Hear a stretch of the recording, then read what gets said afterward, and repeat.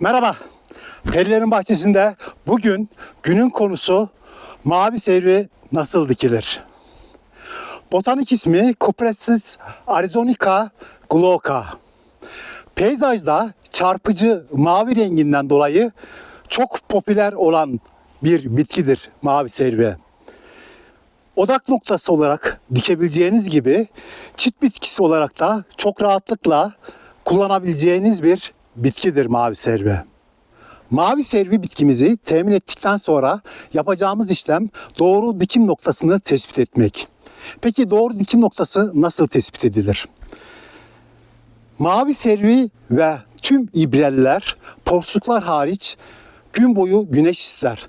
Dolayısıyla mavi servimizi dikeceğimiz nokta gün boyu güneş alan bir nokta olması gerekiyor.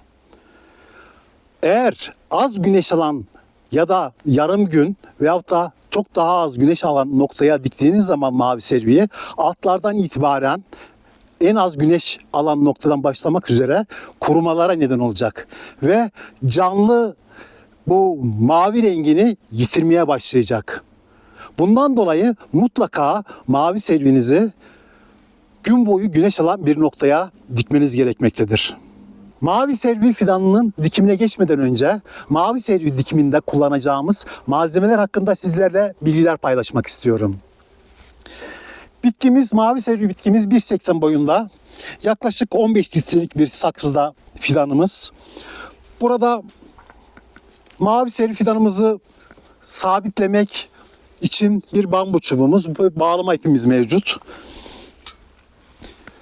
Kullanacağımız yavaş salınımlı gübre. Burada bu büyüklükte bir bitki topuna yaklaşık 1 tatlı kaşığı yavaş salınımlı gübre kullanacağım. Suyumuza karıştıracağımız hümik asit. Dikimde kullanacağım suya hümik asit karıştıracağım. 10 litre için 1 çay kaşığı hümik asit yeterli. Burada da dikim harcımıza ekleyeceğimiz malzeme var. Bu malzeme içerisinde perlit, torf, kokopit, leonardit gibi malzemeler kullanacağım. Özellikle saksılı süs bitkisi dikimlerinde mutlaka toprağa bu şekilde dikim harcı için ayrıca torf, kokopit, perlit, vermikülit, leonardit, elinizde hangi malzeme varsa mutlaka bu dikim harcına karıştırmanız gerekiyor.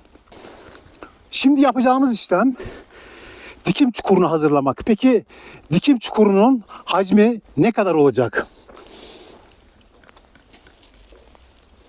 Burada görmüş olduğunuz gibi mavi servi bitkimizin toprağı yaklaşık 25 santimetre çapında, 30 santimetre yüksekliğinde.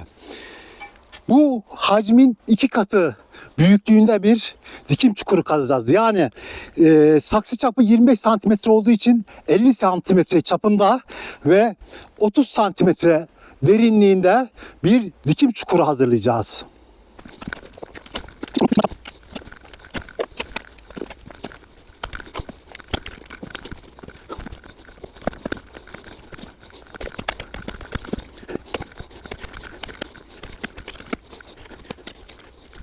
Evet, görmüş olduğunuz gibi dikim çukurumuz yaklaşık 50 santimetre çapında, 25 santimetre derinliğinde dikim çukurumuzu hazırladık. Evet, şimdi de dikim harcımızı hazırlayacağız. Buradaki toprak dikim çukurumuzun üst kısmından çıkan toprak. Bunu ayrı bir noktaya koydum ve burada da daha önceden hazırlamış olduğumuz kokopit, perlit, leonardit, torf ve perlit gibi malzemeden oluşan ayrı bir harcımız var. Bu iki harcı karıştırıp bitkimizi yerleştirdikten sonra dikim harcımızı buraya ilave edeceğiz. Şimdi dikim harcımızı hazırlayalım.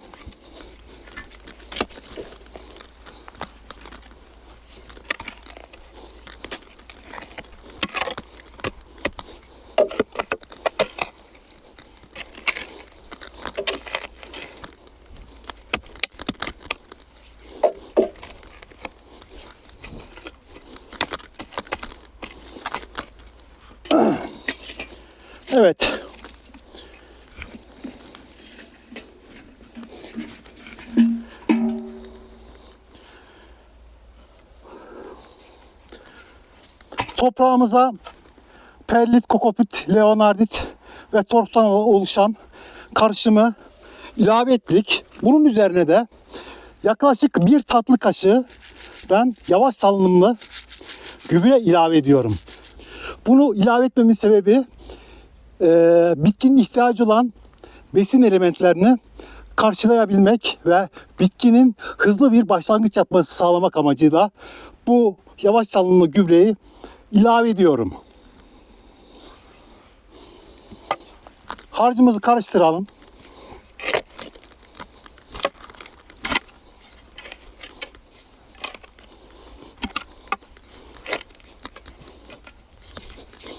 Bir miktar, bir kürek kadar dip kısmına dikim harcından koydum. Şimdi bitkimizi dikim çukuruna yerleştireceğiz.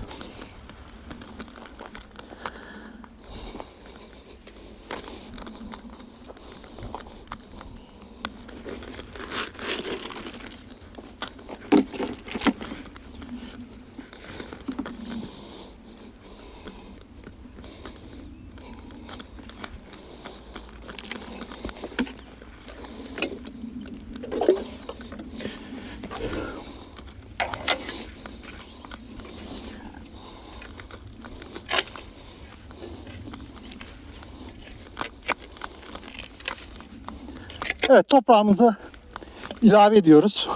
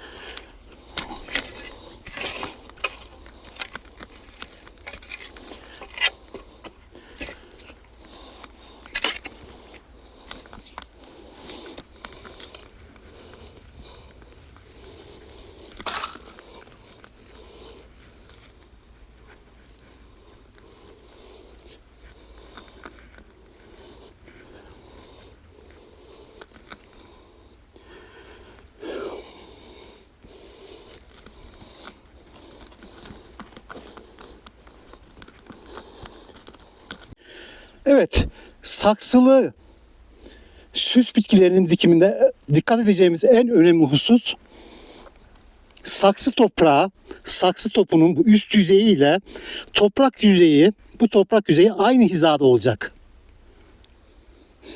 Bakın şu an bu saksı toprağı, saksı topu üstte kalmış. Burası aşağıda kalmış. Buradaki kökler ne olacak? Şuradaki kökler hava alacağı için buradaki kökler ölecek.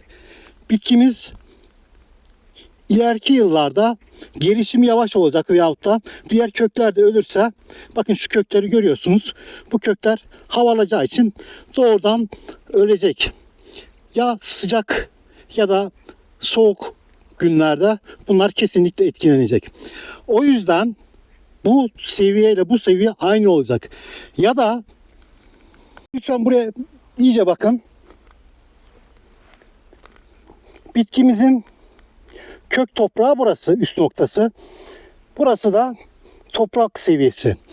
Bakın şu kök toprağı üzerine eğer burada görüldüğü gibi fazla toprak koyarsanız, bakın ben buraya toprak koydum. Kök topuyla, kök toprağıyla üst seviyeye yaklaşık 5-6 santimetre yükseklikte toprak koyduğum zaman ne olacak? Bu defa da şöyle bir sıkıntı ortaya çıkıyor. Bir, eğer kök topunun üzerine fazla toprak koyduğunuz zaman buradaki kökler, bakın şu kökler hava almayacak. Ve burayı toprakla doldurduğumuz için alt noktalara, aşağılara su da inmeyecek. O yüzden ne yapıyoruz? Bu şekilde toprağın şu toprak seviyesiyle buradaki toprak seviyesiyle buradaki bitkinin kök toprağın üst seviyesi aynı hizada olacak.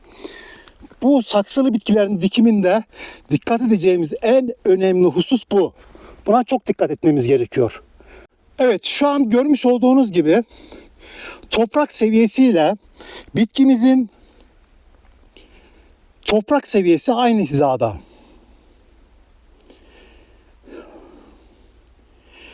Şimdi de bitkimizin rüzgardan etkilenmemesi için bir bambu çubukla sabitleyeceğiz.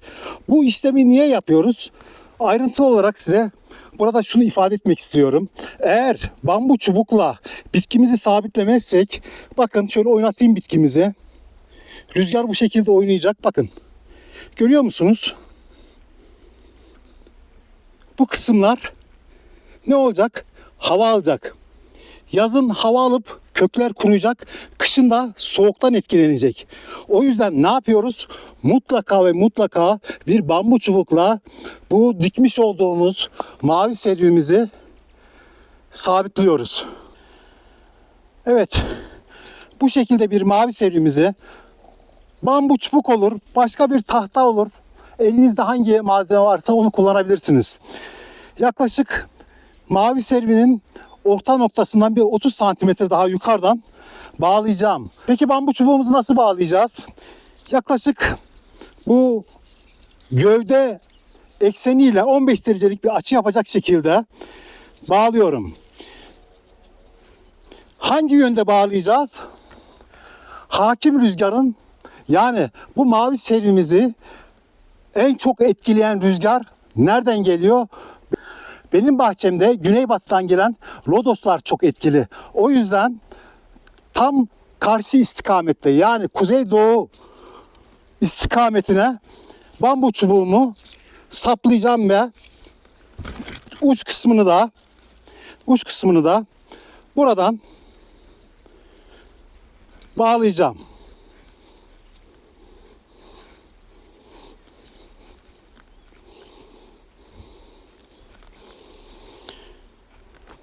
Hafiften de ayağımızın ucuyla hafif bir şekilde toprağa sıkıştırıyoruz. Çok fazla bastırıp köklere zarar vermiyoruz. Bu şekilde mavi servimizle sabitlemiş olduk. Size şimdi yakın çekimden göstermek istiyorum. Bakın bambu çubuğumuz yaklaşık mavi servinin ekseniyle 15 derecelik bir açı yapacak şekilde bağlanmış durumda. Bu şekilde mavi servinin rüzgardan etkilenmesinin önüne geçmiş oluyoruz. Evet, şimdi de dikmiş olduğumuz mavi servinin can suyunu vereceğiz. Yaklaşık 20 litre can suyu veriyorum. 10 litrelik bu su kabına yaklaşık 1 çay kaşığı olacak şekilde hümik asit ilave ediyorum. Her ikisine de 1 çay kaşığı hümik asit ilave ettim. Hümik asit ilave etmemin sebebi hem toprak düzenleyici olarak görev yapması hem de bitkinin daha hızlı köklenmesini sağlamak.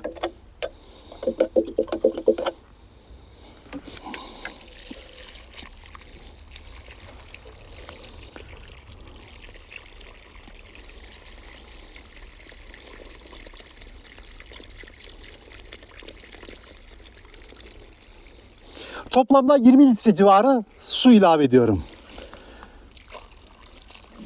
Bu suyu çeksin, biraz sonra bir daha ilave edeceğim. Evet, can suyunu verdikten sonra yapacağımız işlem, bitki dikiminde mutlaka yapmamız gereken işlem fidanımızı maaşlamak. Ben maaş işleminde saman kullanıyorum, görmüş olduğunuz gibi.